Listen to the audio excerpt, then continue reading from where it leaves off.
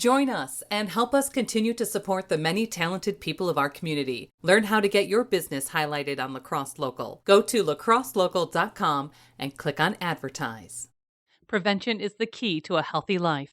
That's why Gunderson Health encourages you to learn about vaccines and how they can help you and your loved ones stay healthy. Vaccines protect against preventable diseases and viruses by boosting your body's defenses. Visit GundersonHealthVax.com to learn more. We sat down with Mark Halter of Gallery 1802. We talked about the origins of the gallery, early interests in the arts, and got into the purposes of the space, from artists on display to connecting artists and collectors. You can find more conversations, food reviews, live music, weekend picks, and events on our website, lacrosselocal.com. I'm Amy. And I'm Brent. And this is La Crosse Local. My name is Mark Halter. I came from Minneapolis, Minnesota. Lived at 4135 Pleasant, about 8 blocks up from Lake Harriet, and started an art gallery here in La Crosse because a building came up that had an interesting interior structure to it, and I thought it would make a good art gallery. Huh. So is that something you've always been into? I mean, is this your first foray into having an art gallery? Before this, I was into interior design, which is very closely related to art. Uh-huh. I noticed that kind of walking around the space that it's beautiful, by the way, but it seems to have that combination of art, but then also thinking that interior design component. Yes. In addition to original art, we also have some commercial art pieces available and interior design accessories, including wallpaper, by the way. Mm. So, just checking out your website, it says to present original work of local, regional, and a few national artists, a place where artists and collectors connect. People are encouraged to wander and linger.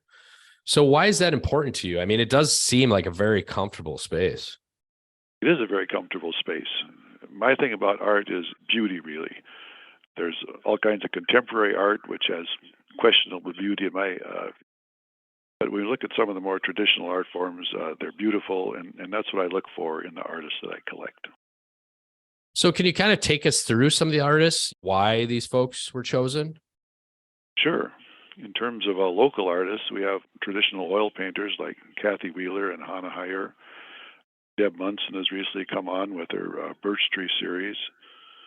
In terms of regional artists, we have oil painters Mary Pettis and Mary Solberg. Mary Solberg was born here in La Crosse, but now she paints out of Minneapolis. And then we have woodworking with Joe Swarty and Brooke Jaseski.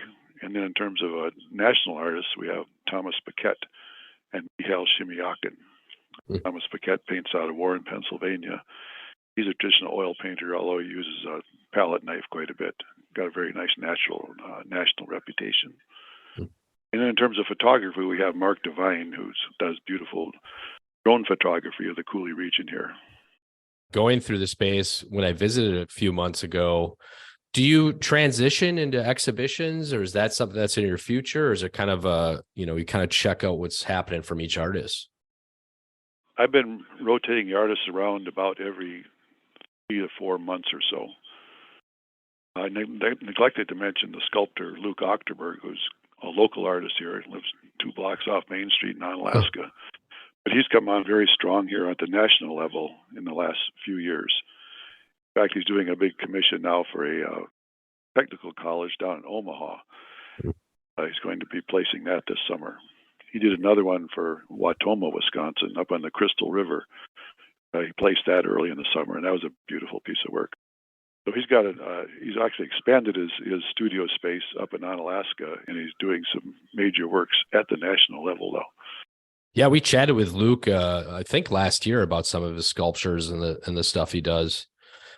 Some of these other artists too, like Mary Catherine Solberg, it seems like to have, roots around this area. I've seen her work in Winona and in the Twin Cities. What do you look for when someone, is displaying at your place? My major qualification is that it has to appeal to me first. and I just kind of go from there. I go up to every spring in Minneapolis. They have what's called Art Whirl in the Northeast District of Minneapolis. I went to school there when I was a kid at De La Salle on the island there. All that was industrial back in those days, but now it's all been gentrified, and all those old buildings like the Casket Arts building and the Northrop King building, they're all full of artists now.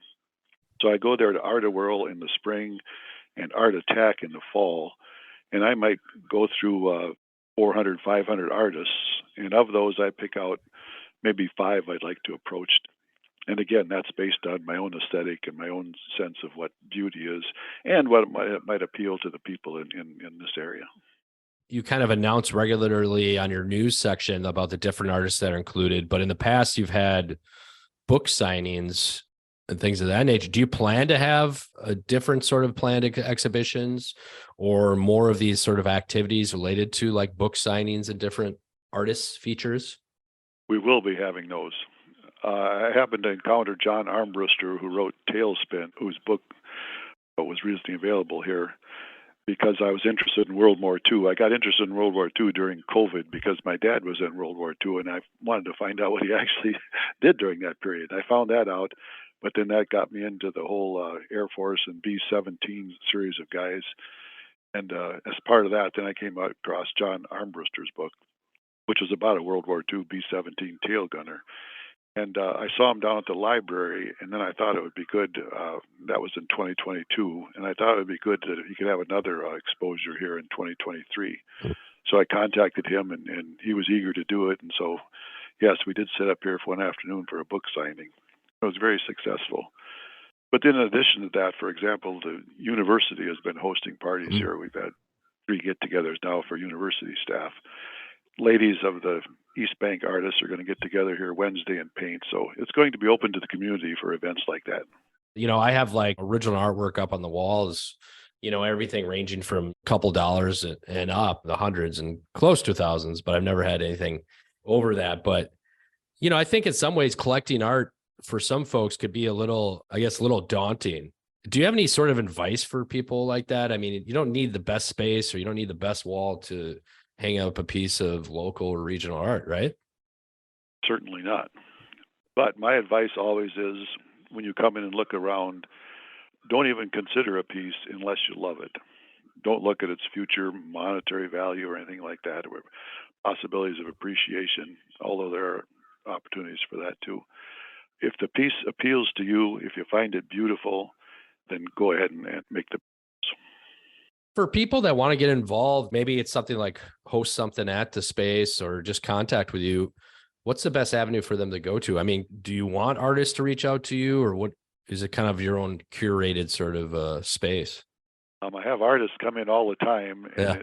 there again, it's hit or miss. You know, I always say if I like your work, I'll consider taking it on, and if I don't, I won't. But in terms of other, yes, just reach out to me. I'm here at the gallery Thursday through Saturday, and you can always call me at any time. My number's posted on the front window of the gallery. Anytime you want to make contact, go ahead and do it. You know, I'm sure people, if they want to find out more, can just head over to your website, which is gallery1802.com. But also, you know, you're really doing it in terms of your social media. Which one are you most active on? It looks like you got a ton of beautiful imagery on your Instagram and Facebook. You pretty much go back and forth on those, or the best spots for people to find out more? Yes, we've got a young girl out of Rochester that does all our social media, and she handles all that. But yes, however you want to contact us. It's just such a beautiful space. I would encourage anybody who, you know, appreciates the arts to come check it out. You know, with your background in interior design, it's easy for you to set something up like this, right? In terms of very, very easy. Yeah. You know, just modern, not cluttered. It was just a great space to kind of like take a breath and walk around it.